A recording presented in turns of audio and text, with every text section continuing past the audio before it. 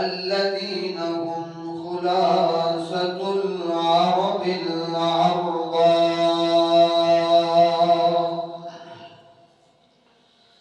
وخير الخلائق بعد الأنبياء.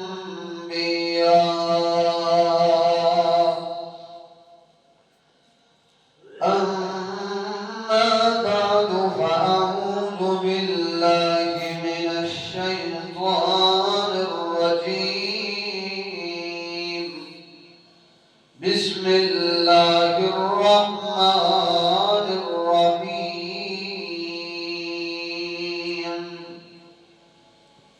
يريد الله بكم اليسر ولا يريد بكم العسر ولتكملوا العدة ولتكبروا الله على ما هداكم ولعلكم تشكرون. وقال تعالى في مقام آخر: ولا تنقضوا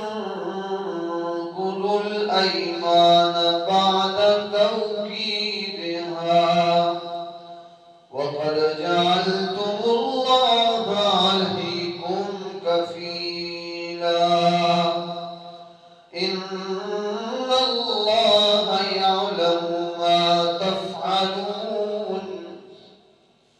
ولا تكونوا كالتي نقضت غزلها من بعد قوة أنكاسا تتخذون أيمانكم دخلا بينكم أن تكون أمة هي أربى من أمة إنما يبلوكم الله به وليبينن لكم يوم القيامة ما كنتم فيه تختلفون.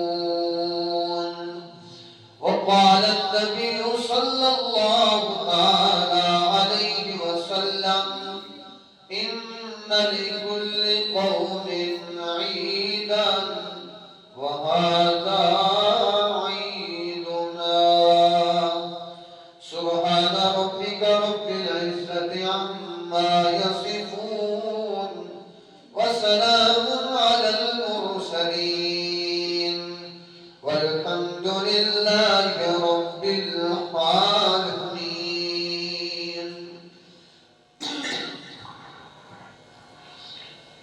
इंतहाई वाजिब और एहतराम बुजुर्गों और दोस्तों, अल्लाह रब्बुल इज्जत का बहुत बड़ा एहसान हुआ कि अल्लाह रब्बुल इज्जत ने जिंदगी के अंदर एक मर्तबा फिर रमजान मुबारक के मुकम्मल रोजे नसीब फरमाए और फिर ये खुशी का दिन हमें नसीब फरमाया। अल्लाह के नबी सल्लल्लाहु अलैहि वसल्लम मक्कातुल मुकर्रमा से हिजरत फरमा कर जब मदीना मुनव्वरा तशरीफ ले गए तो वहां पर यहूद के अंदर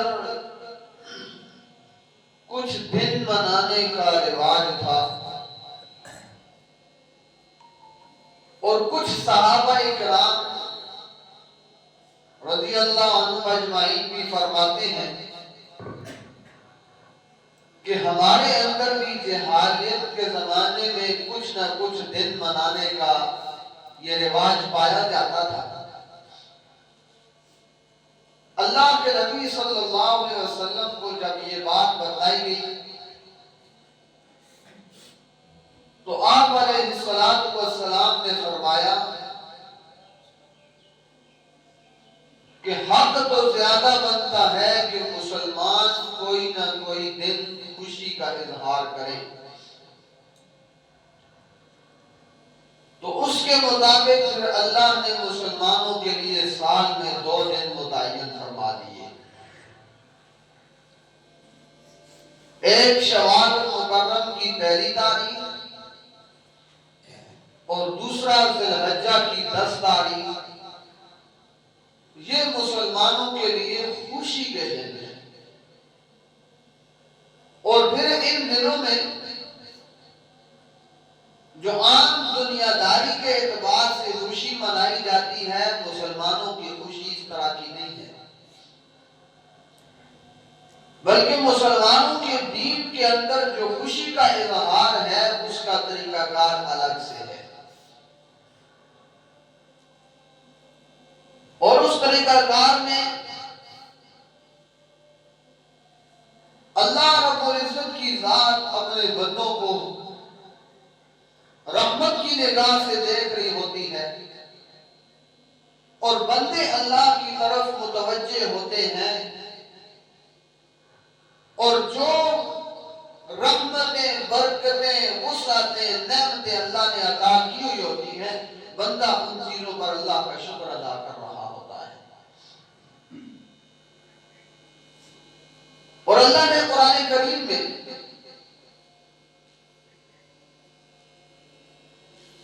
ایک 2 مقام پر اصولی بات ذکر کی ہے۔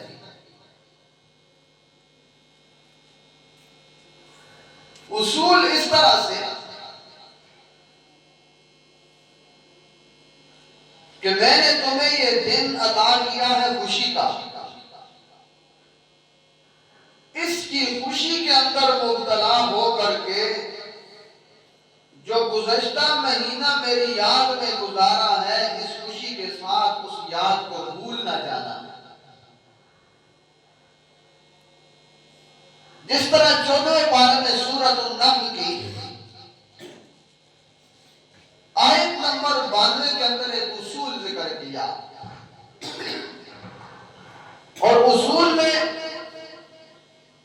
اللہ فرماتے ہیں وَلَا تَكُونُوا كَالَّتِي نَقَضَتْ غَزْلَهَا مِن بَعْدِ قُوَّةٍ أَنْكَاثًا لَا تَكُونُوا كَالَّتِي نَقَضَتْ غَزْلَهَا، نہ تم ہو جانا اس عورت کی طرح جو اپنے داغے کو تار تار کر دیتی ہے، من بعد قوت انکاسا، سارا دن محنت طاقت استعمال کر کے اس کو کاٹتی ہے۔ مکہ کے اندر ایک عورت تھی پاگل قسم کی، سارا دن داغے کے ساتھ سلائی کرتی تھی اور طرح طرح کی چیزیں بناتی تھی، اور جب شام کا وقت ہوتا تو اپنے ہی ہاتھوں کی جو محنت تھی اس کو ضائع کر دیتی تھی، یعنی ساری دن کی محنت جو کاٹا ہوا دھاگا ہوتا تھا، کوئی بھی چیز اس نے بنائی اس کو شام کو ضائع کر دیا۔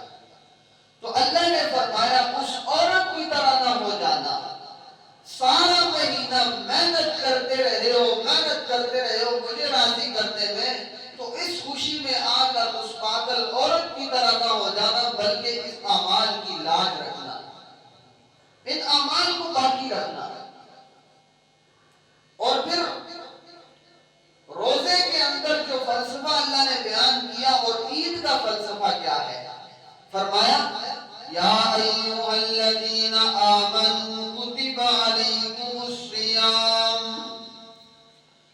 کما کتب علی الذین من قبلکم، ہے ایمان والے لوگوں، اللہ نے تمہارے اوپر روزے فرض کیے جس طرح کے پہلی امتوں پر روزے فرض کیے گئے، پہلے لوگوں پر بھی روزے فرض کیے گئے، اب تمہارے اوپر بھی روزے فرض کر دیے گئے ہیں۔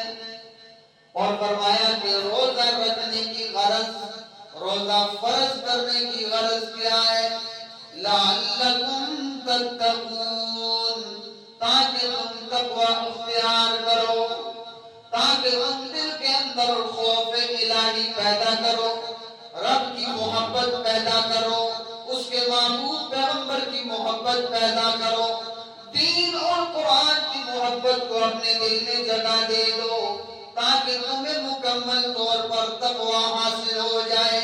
اور فرمایا کہ روزے ایام معدودات، چند گنے چنے دن ہیں، ان کے اندر تم نے یہ تقوی حاصل کرنا ہے۔ اور پھر اسی رکوع کی اگلی آیت میں اللہ فرماتے ہیں یرید اللہ بکم اليسر ولا یرید بکم العسر، اللہ تمہارے ساتھ آسانی والا معاملہ کرتا ہے، اللہ اپنے بندے کو کبھی بھی مشقت میں نہیں ڈالنا چاہتا، اللہ اپنے بندوں کے ساتھ آسانی پیدا کرنا چاہتا ہے، مشقت میں نہیں ڈالنا چاہتا۔ اور پھر روزے کی غرض بیان کی کہ روزہ تقوی حاصل کرنے کا ذریعہ، روزہ اللہ کی محبت حاصل کرنے کا ذریعہ، روزہ اللہ کے محبوب پیغمبر کی محبت حاصل کرنے کا ذریعہ، روزہ قرآن کے ساتھ محبت کرنے کا ذریعہ، روزہ ایمان کے ساتھ محبت کرنے کا ذریعہ، روزہ شاعر اسلام کے ساتھ محبت کرنے کا ذریعہ، چند گنے چنے دن ہیں۔ اور پھر اللہ فرماتے ہیں وَلِتُكْمِلُوا الْعِدَّةَ، جب یہ تمہارے چند گنے چنے دن پورے ہو جائیں، تمہاری گنتی پوری ہو جائے، چاہے وہ 29 پہ پوری ہو یا 30 پہ پوری ہو جائے، تو فرمایا تو پھر حکم اگلا کیا ہے وَلِتُكَبِّرُوا اللَّهَ عَلَىٰ مَا هَدَاكُمْ، پھر تم اللہ کی بڑائیاں بیان کرو، اس نے تمہارے نصیب میں یہ ہدایت رکھ دی ہے۔ جب روزے مکمل ہو جائیں تو تکبر اللہ، اور دوسرا معنی تکبیر کا کہ جو عید میں تکبیرات ہیں اللہ اکبر اللہ اکبر لا الہ الا اللہ واللہ اکبر اللہ اکبر وللہ الحمد۔ اب جب روزے پورے ہو گئے تو اپنا کمال نہ بیان کرو کہ ہم نے روزے رکھ لیے، بلکہ اللہ سب سے بڑا ہے جس نے ہمیں یہ کمال دیا، توفیق دی ہے، تو ہم نے روزے پورے کر لیے۔ اور فرمایا کہ جب روزے پورے ہو گئے اللہ کی بڑائی بیان کرو، اس نے تمہاری رہنمائی کی ہے، تمہیں ہدایت دی ہے، تمہیں ایمان نصیب کیا ہے، تمہیں قرآن نصیب کیا ہے، تمہیں اپنی محبت نصیب کی ہے، تو اگلا فلسفہ وَلَعَلَّكُمْ تَشْكُرُونَ، پھر تم اس اللہ کے سامنے شکر گزار بن جاؤ۔ اللہ نے اصول ذکر کر دیے کہ کوئی بھی نعمت مل جائے، چاہے دین والی نعمت ہو، دنیا والی نعمت ہو، جب نعمت تمہیں مل جائے یا اللہ کا حکم آ جائے اور تم اللہ کے حکم کو پورا کر چکو، تو پھر تمہارے لیے لازم ہے کہ اللہ کی نعمت کے اوپر شکر ادا کرو۔ روزے کی غرض ہے تقوی حاصل ہو جائے، اور عید کی غرض ہے اللہ کا شکر ادا ہو جائے۔ روزے کی غرض کیا ہے؟ تقوی حاصل ہو جائے، اور عید کا فلسفہ کیا ہے؟ اللہ کا شکر ادا ہو جائے۔ اور یہ دن شکرانے کے لیے ہے، شکر ادا کرنے کے لیے۔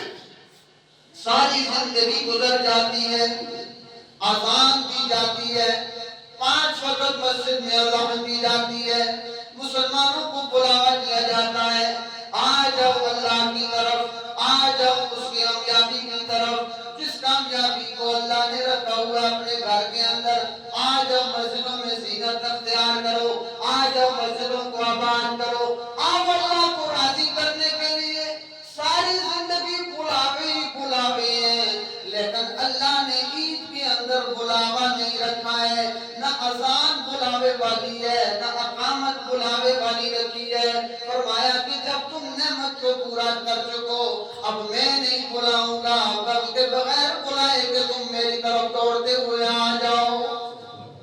اتنی محبت والی بات اللہ کی طرف سے کہ اللہ نے اس نماز کے لیے کوئی اذان نہیں، کوئی اقامت نہیں، اور فرمایا کہ بغیر بلائے تم اللہ کے دربار میں پہنچ جاؤ، بغیر بلائے اللہ کی رحمت کی طرف بھاگ نکلو۔ اور یہ اللہ نے خصوصی انعام عطا کیا ہوا ہے، خصوصی فضل کیا ہوا ہے، خصوصی مہربانیاں رکھی کہ یہ دن ہمیں نصیب کیا ہوا۔ اور عید کہتے بھی ہیں، عید کا عام معنی ہوتا ہے، ایک معنی ہے خوشی، لیکن بار بار لوٹ کر آنے والی چیز، بار بار لوٹ کر آنے والی چیز۔ جب اللہ کی نعمت تمہیں ملتی ہے تو انسان کو خوشی ہوتی ہے، انسان اس نعمت پر اللہ کا شکر ادا کرتا ہے، اور شکر ادا کرنے والے ہوتے بہت کم ہیں۔ اب یہ اللہ ہمیں خصوصی دن عطا کر کے کہہ رہے ہیں، باقی نعمتوں کا شکر ادا کرتے ہو نہیں کرتے ہو؟ جب اتنا بڑا مہینہ رحمتوں اور برکتوں والا میں نے تمہیں دیا ہے تو تم پر لازم ہے کہ میرا شکر ادا کرو۔ کتنے احسان اللہ نے کیے، صرف اللہ نے مطلقاً کہہ دیا میرا شکر ادا کرو، کوئی نہیں کرتا نہ کرے۔ لیکن یہ دن اس قدر اہمیت والا ہے کہ دیکھو ہر ایک آدمی چاہتا ہے کہ میں اللہ کا شکر ادا کروں۔ ہر آدمی کہتا ہے کہ رمضان اللہ نے نصیب کیا، ہر آدمی کہتا ہے اللہ نے تراویح نصیب کی، ہر آدمی کہتا ہے قرآن پڑھنا سنانا نصیب کیا، سننا نصیب کیا۔